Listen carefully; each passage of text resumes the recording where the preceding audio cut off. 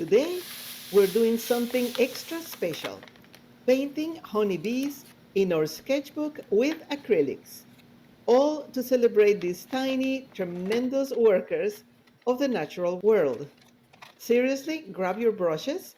We're about to make some beautiful art while learning why these fussy little guys deserve every bit of our love and protection. Your supplies. Just grab your sketchbook, something with decent paper that can handle a bit of water and acrylic, a few basic acrylic paints, some water, a paper towel or two, a couple of brushes, pencil, a ball pen if you like, and that's it. As you see, I'm drawing on an already started page, which is a background done with leftover paint for other projects. I like to start simple. Just a basic bean shape for the body, slightly tilted like this or like that. Don't worry about anatomy perfection here. Bees are wonderfully chubby and fuzzy. And since I want them all the same size, I made a little template and then I used it all over the page.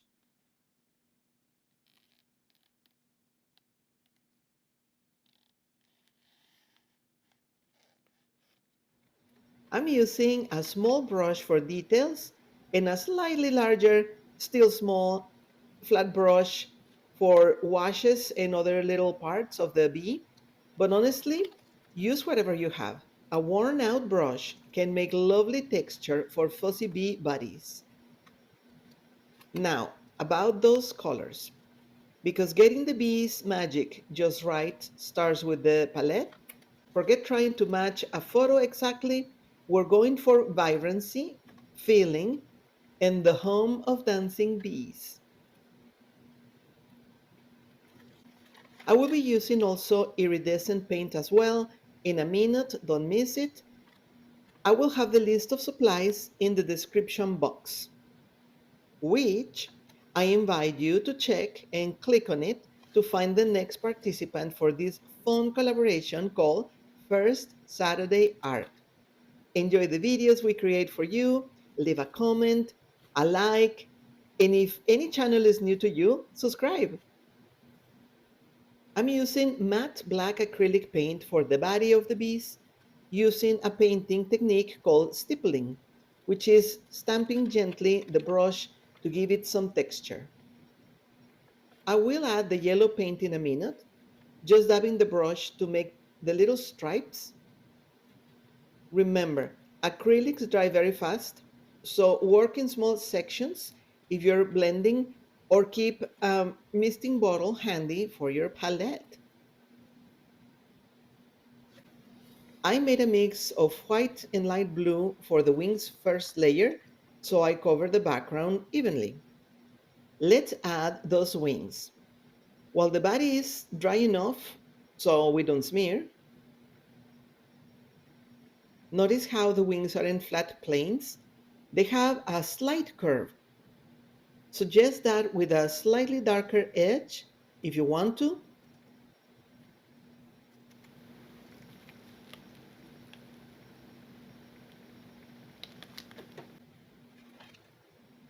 Let's talk about why we are celebrating these little bees. Did you know that one single honeybee in her entire lifetime makes only about 1/12 of a teaspoon of honey? 1/12.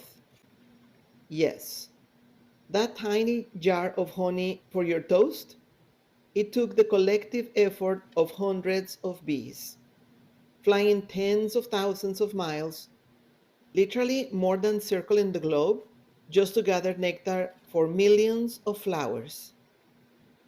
Every drop is a literal lifetime of work. It makes you appreciate that little drizzle a little bit more, huh? And remember, bees fly in the rain. Those wings are incredibly strong and flexible, beating about 230 times per second. I was amazed to learn that.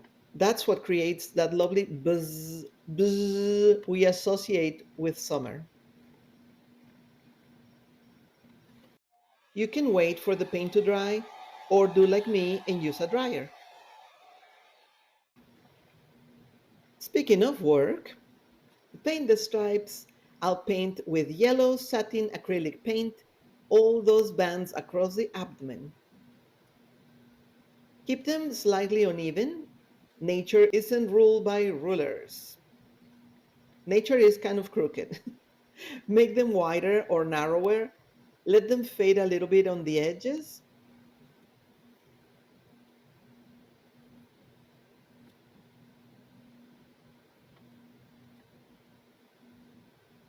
Painting these little creatures is not just about making something pretty. It's a moment of me time and relaxation. As you mix that sunny yellow, you remember the sunflowers they love. As you lay down that wing shimmer, you can be thinking about their incredible flight, navigating miles using their sun as a compass.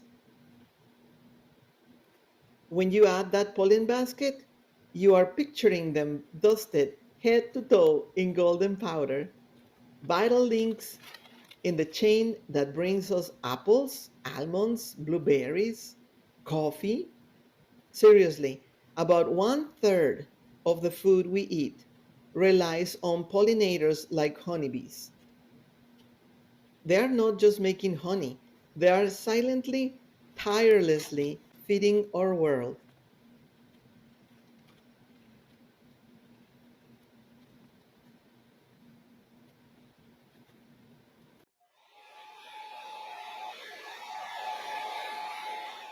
I decided to use the ball paint for this and outline the curve.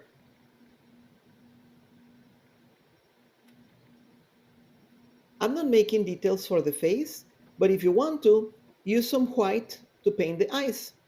Bees have five eyes. Wow.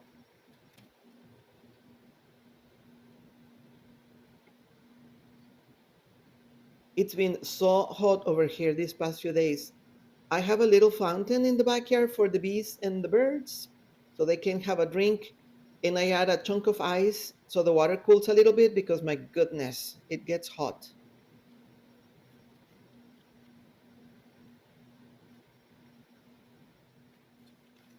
As for the legs, grab your acrylic markers to paint the legs. It's a lot easier. No pressure, no perfectionism, just pure joyful creating.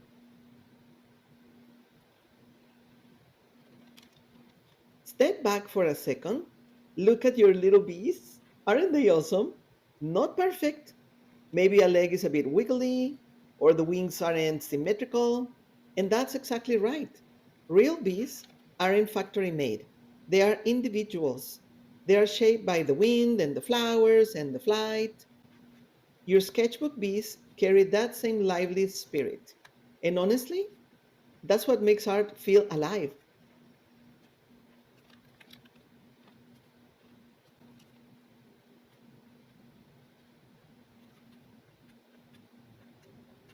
This is the super cute shimmery glaze that I'm using for the wings. Here's my hope for you today that as you painted these bees, you felt a little spark of that wonder. Maybe next time you'll see one bee bumping lazily from bloom to bloom in your garden, you'll pause a little and see it work. Maybe you'll plant some bee friendly flowers like lavender, sunflowers, or even just let a little bit of the clover grow in your lawn. Maybe you'll support local beekeepers. Small actions multiplied create huge change, just like thousands of tiny bees making a jar of honey. Bees have pollen baskets called corbiculae. If I said it wrong, please correct me. They have these baskets on their hind legs. It's like they're wearing little saddlebags.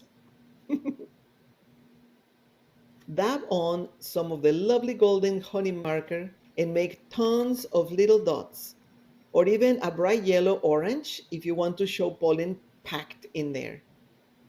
Those baskets can hold pollen loads. nearly as heavy as the bee herself. Talk about dedicated commuters. Your sketchbook page isn't just art, it's a tiny celebration, a thank you note in color and brush strokes to these incredible, industrious, utterly essential tiny creatures. And thank you for taking this time to create, to visit the channel, to care. Keep that sketchbook going. Remember to keep your paintbrush wet.